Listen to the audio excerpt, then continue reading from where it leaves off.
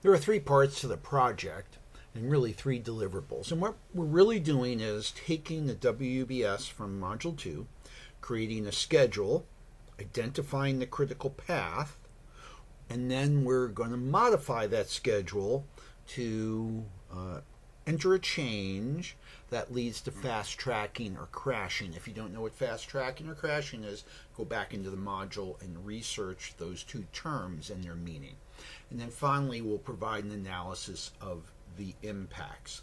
So let's take a look at my version of this assignment.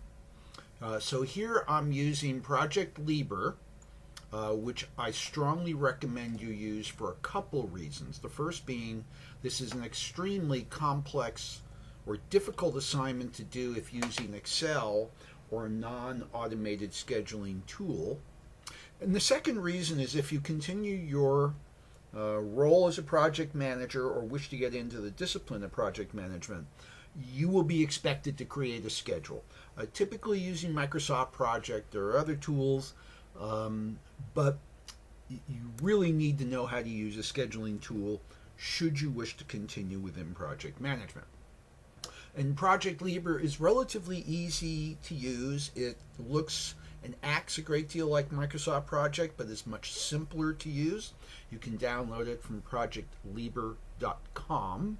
And here is my schedule based upon my work breakdown structure from the prior module.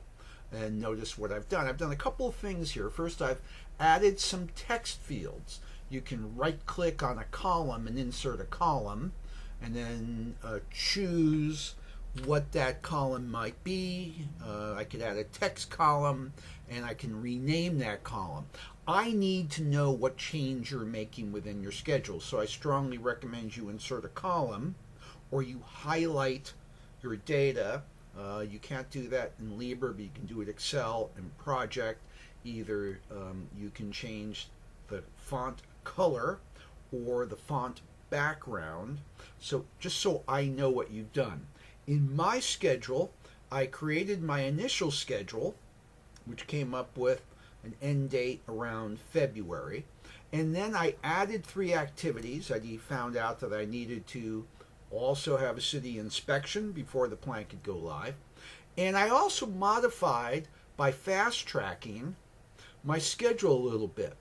If you compare this schedule to my prior schedule, I've modified the predecessor, so instead of waiting for the budget model to complete, I'm going to acquire staff as a result of identifying the staffing roles. I have a lag of 10 days because I believe acquiring the staff is not going to be 8 hours spent in one day, but it's going to be 8 hours spread across multiple days as I negotiate and meet with different resource managers on acquiring my staff. I don't own the staff as a project manager. It's a matrixed organization. I've attached this sample, both this sample and my original schedule sample. The last deliverable to create, you can do it as a paragraph, you can do it as a Word doc. I don't need excessive formality. I just want to know what the impacts are. What does it mean when I change the precedence, or when you change your precedence? What does that do to your resources? And if I go up here to my resource tab and look at resource usage, I can see all of the resources in my project. I'm going to collapse this, make it easier for you all to see. Give me 2 seconds, please.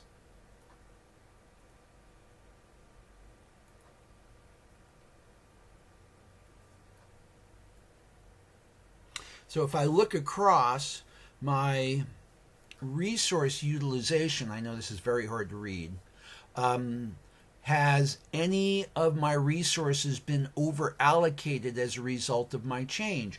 There's no impact on my resources. Is there an impact on any work? Is it increase my risk in any way? These are the things I want you to think about as you discuss your use of fast tracking. In my case, there's really very few impacts. I've changed the precedence. I've added some tasks.